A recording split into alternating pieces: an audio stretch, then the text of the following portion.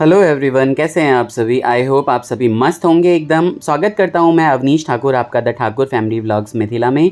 कन्यादान के व्लॉग के साथ हम ये शुरुआत कर रहे हैं। सिंदूरदान, कन्यादान सब दिखाया जाएगा इस व्लॉग में। भारत और पाकिस्तान के बीच में जिस तरह से युद्ध की स्थितियां बनी हुई है, आप सभी लोग अपने अपने घरों में सेफ रहें। इन्फॉर्मेशन वॉरफेयर चला जा रहा है पाकिस्तान की तरफ से, किसी भी अफवाह पे ध्यान ना दें और इस व्लॉग को एंजॉय करें। भारतीय सेना के पराक्रम पे विश्वास रखें। हम जीत हमारी ही होगी, ऐसा निश्चित ही है।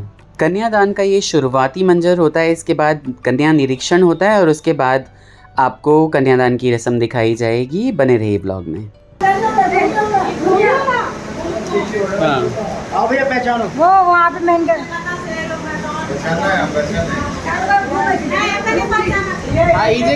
आता जे किच कहायचं से के कहता है आता चारू का। कन्या निरीक्षण की रस्म पूरी होती है, उसमें दो लेडीज़ होती हैं, यानी एक तो जो बनने वाली बीवी होती है और एक उसकी साली। तो आपको पहचानना होता है कि आपकी बीवी कौन सी है। उसके बाद पहचान लिया था, फिर भी दही वगैरह लगाने की रस्म होती है। उसके बाद गीत नाद होते हैं और घी लगाया जाता है हमारे यहाँ। तो यहाँ दही लगाई जा रही थी मांग में सिंदूर भरने के लिए।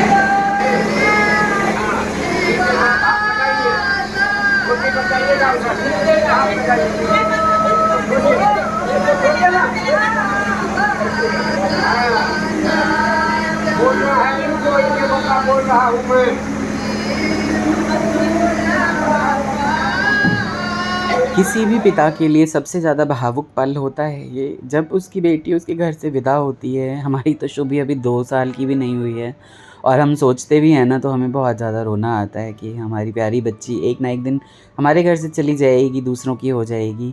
किसी अनजाने इंसान को हाथ में अपनी बेटी का हाथ उसके हाथ में देना विश्वास के साथ, ये एक पिता कर सकता है जिसमें बहुत ही ज़्यादा हिम्मत होती है। भाई मेरे जैसे पिता तो नहीं कर सकते हैं, मैं तो बहुत ही कमज़ोर हूँ इस मामले में। पीछे जो गाने बजते रहते हैं ना, अगर जो मिथिला में उनकी मीनिंग समझेगा ना तो कलेजा फट के हाथ में आ जाता है भाई लोगों। बहुत ही ज़्यादा मार्मिक गाने होते हैं मिथिला के, जो मैथिल लोग समझते हैं वो समझ पाएंगे इस चीज़ को कि मैं किस भावनाओं की बात कर रहा हूँ।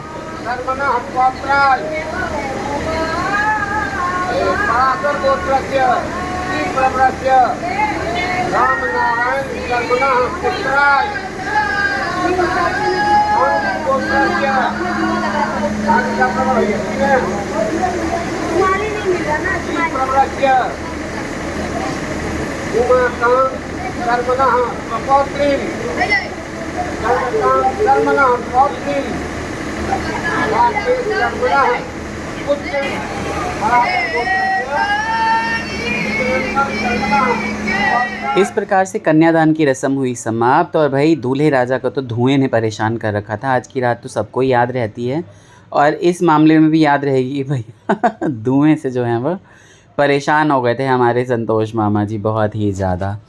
आगे व्लॉग में बने रहिए, आगे बहुत अच्छी अच्छी चीज़ें जो शादी में होती हैं मिथिला के वो सब दिखाया जाएगा।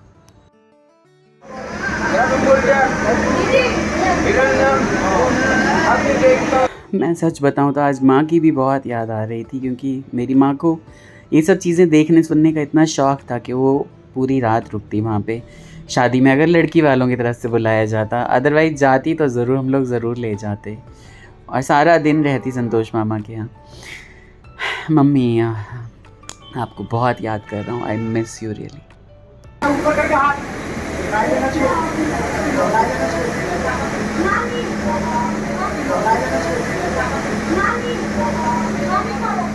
बताओ जी कैसी रस्में हैं कि कन्या तो दान दिया ही जाता है, साथ में आपको स्वर्ण दान भी करना होता है, जो कि दक्षिणा दी जाती है वर को। तो उस दक्षिणा के स्वरूप कुछ पैसे और स्वर्ण दान करते हैं। तो अंगूठी दी गई थी हमारे संतोष मामा जी को और उसके आगे की विधियां फिर स्टार्ट हो जाती हैं।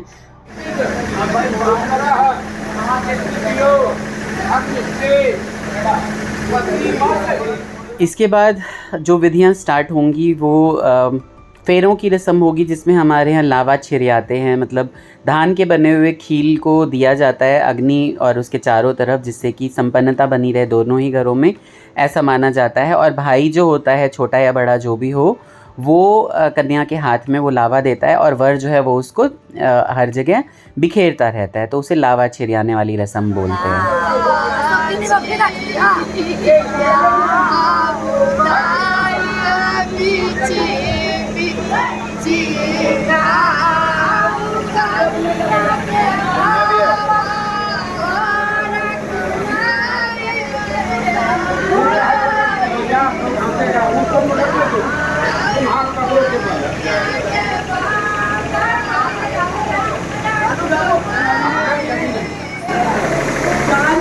तो हाथ पकड़ना ही नहीं छिड़काएंगे।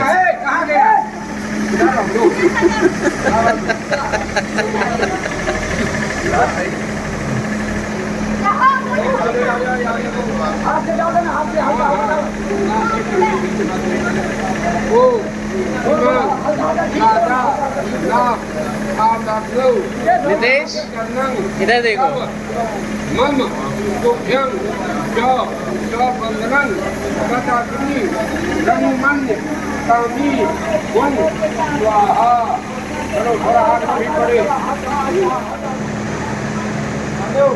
आप बढ़ जाओ जरा मैडम, आप बढ़ जाओ जरा, आप बढ़ जाओ थोड़े पीछे, आ जाओ आ जाओ।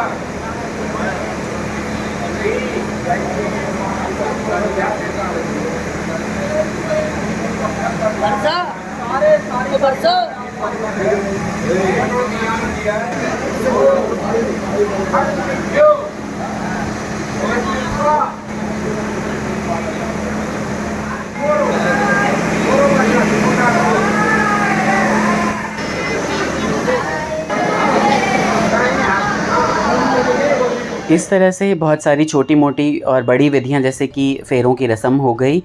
आगे जो है वो सिंदूरदान की रस्म होती है। माँ ढक लेती है, बेटी को सिंदूर लेते हुए नहीं देखती और ना ही सिंदूर को गिरने देती है। हमारे मिथिला की जो रीतियां हैं वो बिल्कुल ही अलग हैं, बहुत ही लाजवाब हैं।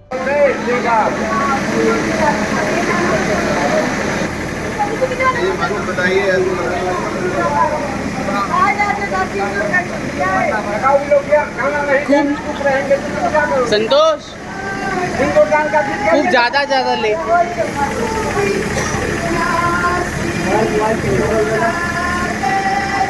हाँ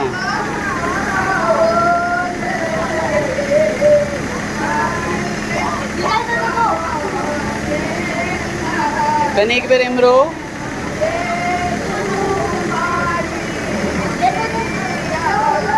भैया देखना एक बार,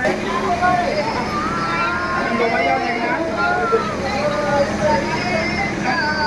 संतोष क्या देखो जरा, हाथ रखो क्या देखिए।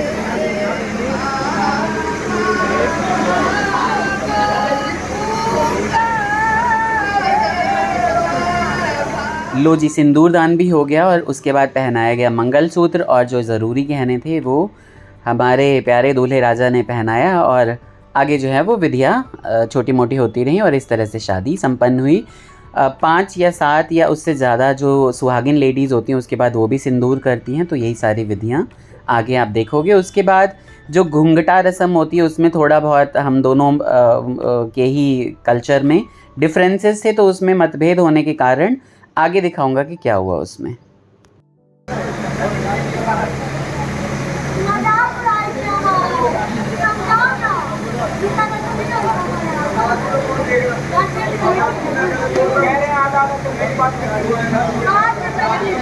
जो पूब देहात है हमारे यहाँ, यानी जो मधुबनी समस्तीपुर की तरफ, क्या होता है कि जो भैंसुर होता है, जेठ होता है, वो घूंघट करता है और भाई या दूल्हा उसे उठाता है, इस तरह से कुछ है।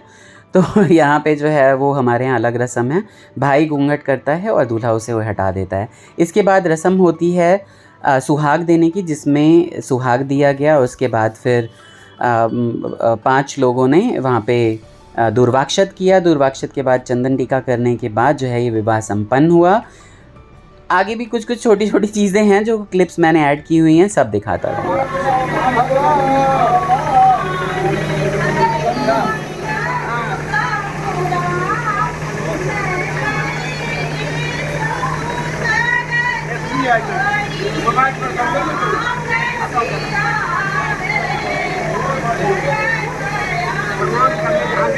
हाथ में